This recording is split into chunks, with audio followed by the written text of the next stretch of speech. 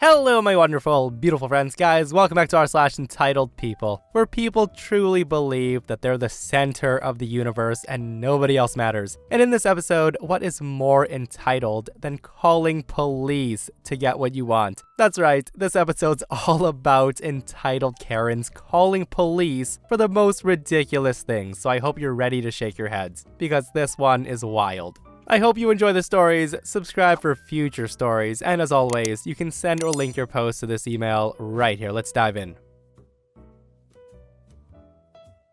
So a bit of backstory on this. My entitled mother is the biggest, most accurate description of a Karen that you could get. The only thing that doesn't match is the haircut. She's been this way my entire life, and I don't see her stopping anytime soon. I'm in my late 20s now, but back when I was 12, maybe 13 years old, my mother decided that developing my own personality and being somewhat possessive over my own items was a big no-no. She often took things away, which certainly didn't help my possessiveness. And the worst part of it all is at the time, she also knew and still knows several police officers, and she's still good friends with them.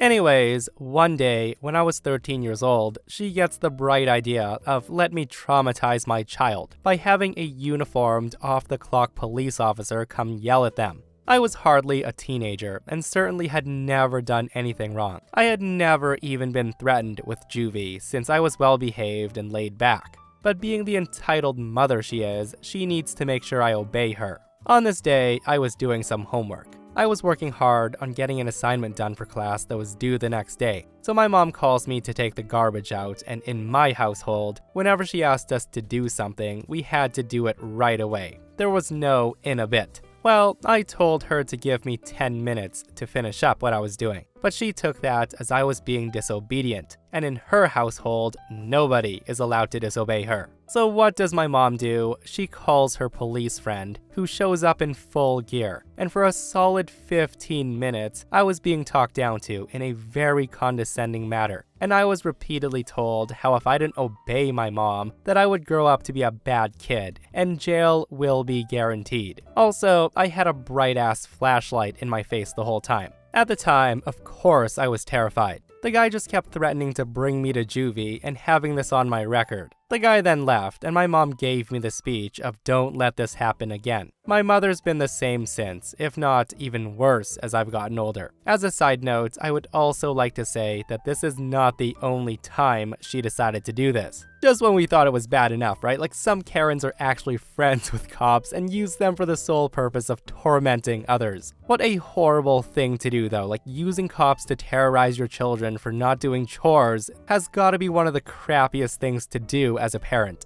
And the fact that the cop friend didn't let Opie have a say or even think to themselves, this might be a bad idea, is frickin' wild. And this person comments and says, my now stepmother did the same thing because I was failing school and not doing chores. The officer threatened to arrest me for not doing the dishes. I don't speak with my father or his horrible wife anymore. He gets a single text on his birthday and on Christmas, and I won't go out of my way to take his phone calls. And when I do, I don't offer to forward any details about my personal life. My brother tells me that it devastates him, and I'm honestly glad.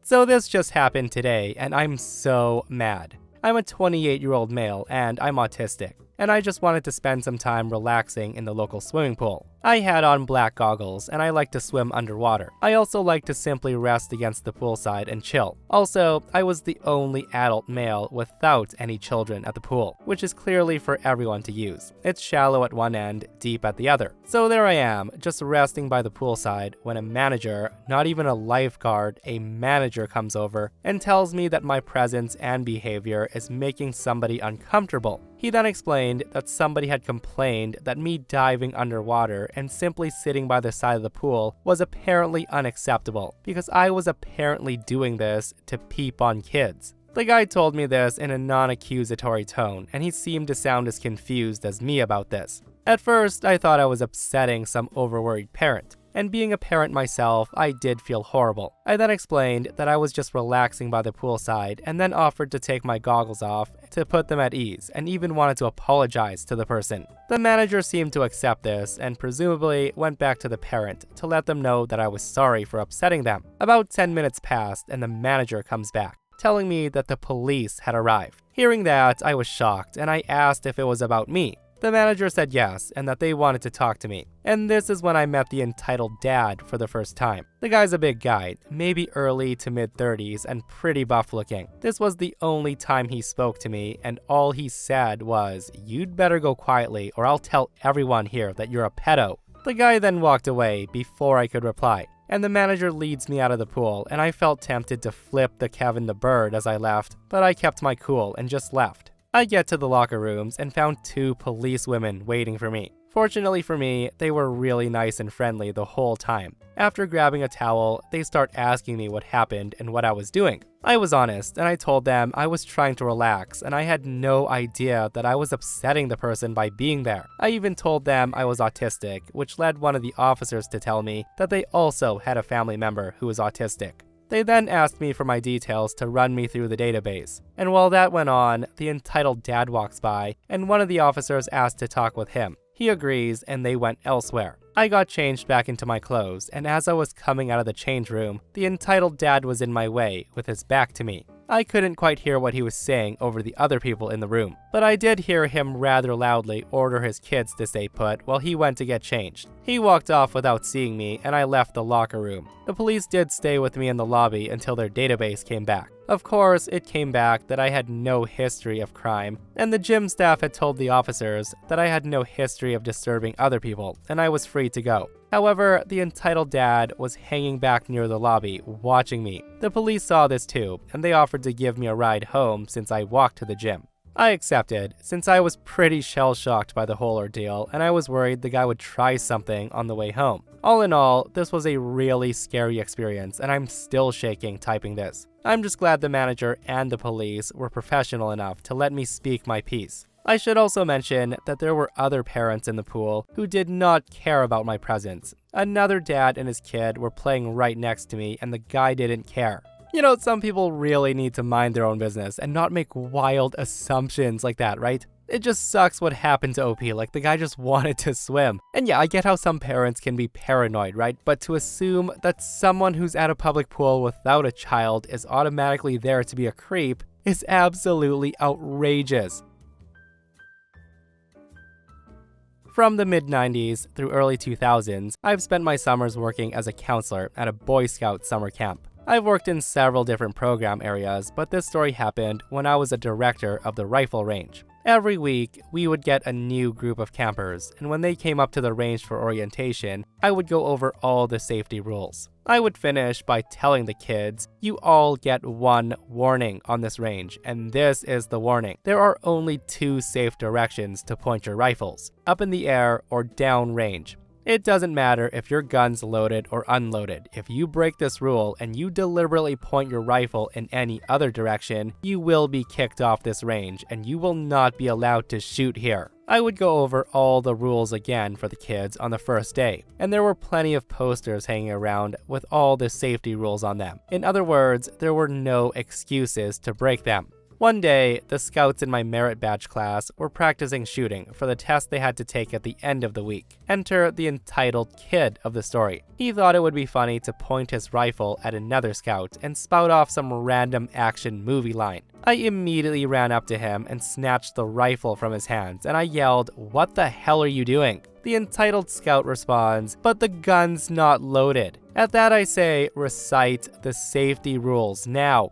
The entitled scout recited them all, including the part about pointing the gun in a not safe direction. I then told him to hand over his shooting ticket, and I tore it in half, and I said he was done on my range for the rest of the week. Later that afternoon, the range was open for free shooting. Everything was going smoothly until I noticed the entitled scout walking up the trail towards the range with his father, an assistant scoutmaster who was built like an NFL linebacker. After the round of shooting ended, I called a ceasefire and told my assistant to keep an eye on the range while I handled the situation that was about to happen. As I approached the entitled scout and his father, he jumped up and down, pointed at me and yelled, "That's him. He's the one who tore up my ticket and kicked me off the range." The kid then looks at me and yells, "You're gonna get it now. My dad's a cop, and you're going to be sorry for what you did." Before I could get a word out, Cop Dad gets in my face and he starts chewing me out, drill sergeant style. Now, this story happened so long ago that I don't remember exactly what Cop Dad was shouting.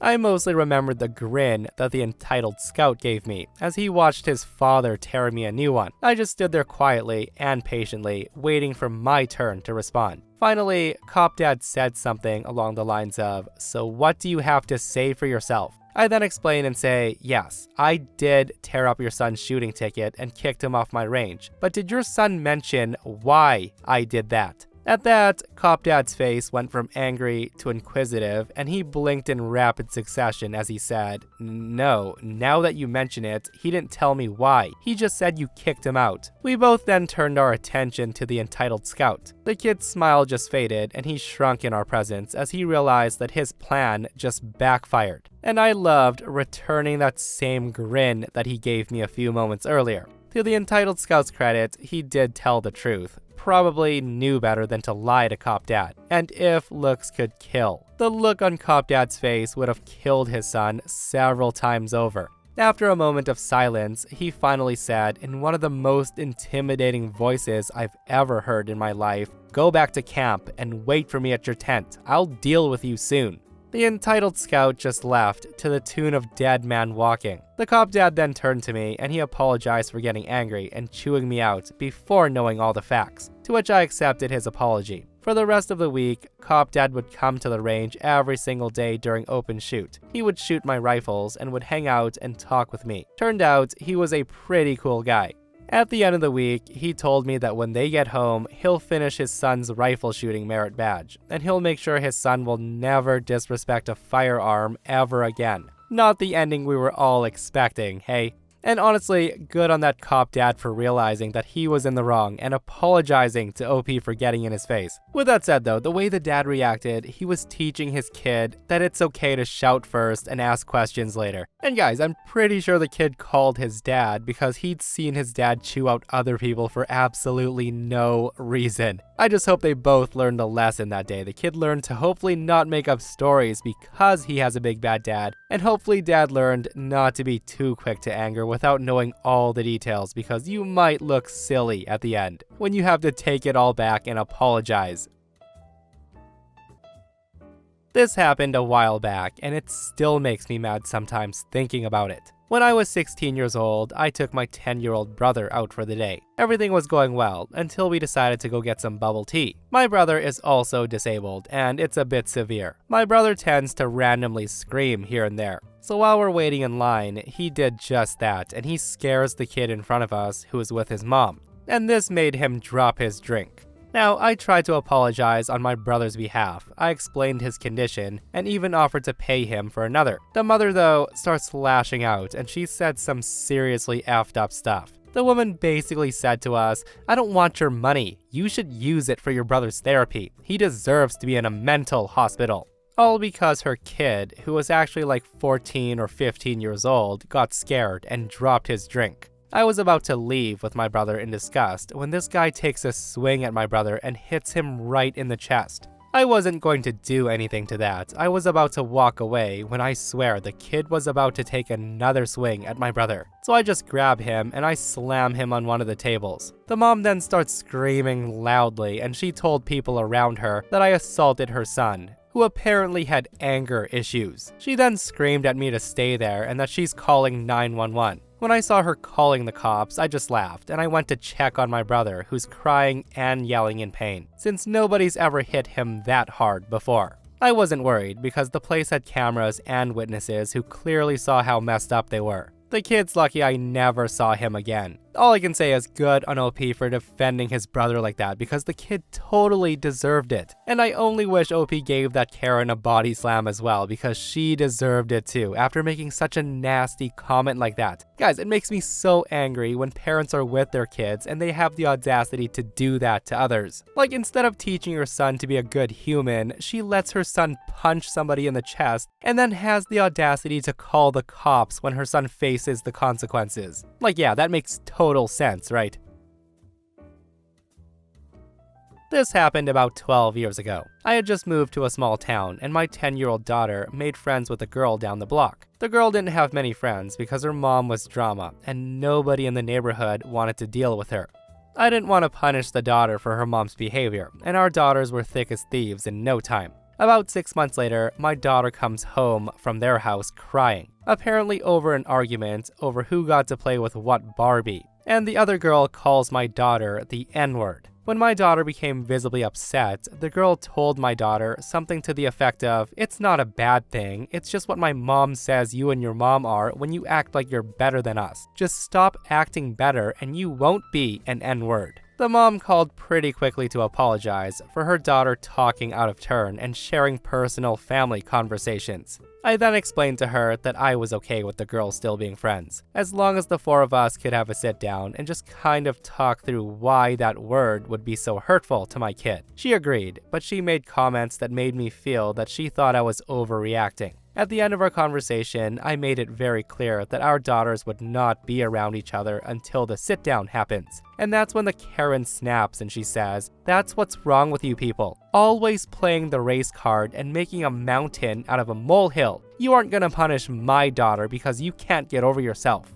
I then hung up, and that was the end, or so I thought. A month later, my daughter's at the park down the street from our house with the neighbor and her kids. I'm cleaning my house when I get a phone call from the neighbor. The neighbor screams, "Oh my god, Karen's here," and she's screaming that the kids can't ignore her kid at a public place. By law, they have to play with her daughter. I'm packing up and coming back, just letting you know that this bitch is acting nuts. I ask her, "Do you need me to come?" She says, "No, I'm just ignoring her. We'll be home in a second." 2 minutes later, I get another call and I can hear screaming in the background. My neighbor says, "You won't frickin' believe this. She called the police on your daughter. The cops are here. You need to get down here right now." I arrive and my daughter's shaking and crying, thinking she'd done something wrong. Meanwhile, Karen's screaming like a madwoman at the top of her lungs how my daughter being in a public place means she has to play with her daughter. Karen says, "So what are you going to do about this? Are you seriously gonna let this girl stay at the park when she's refusing to play with my daughter?" The police officer says, "Ma'am, I'm sorry, but as I was saying, there's no law that kids have to play with each other in public parks. If she doesn't want to play with your daughter, she doesn't have to."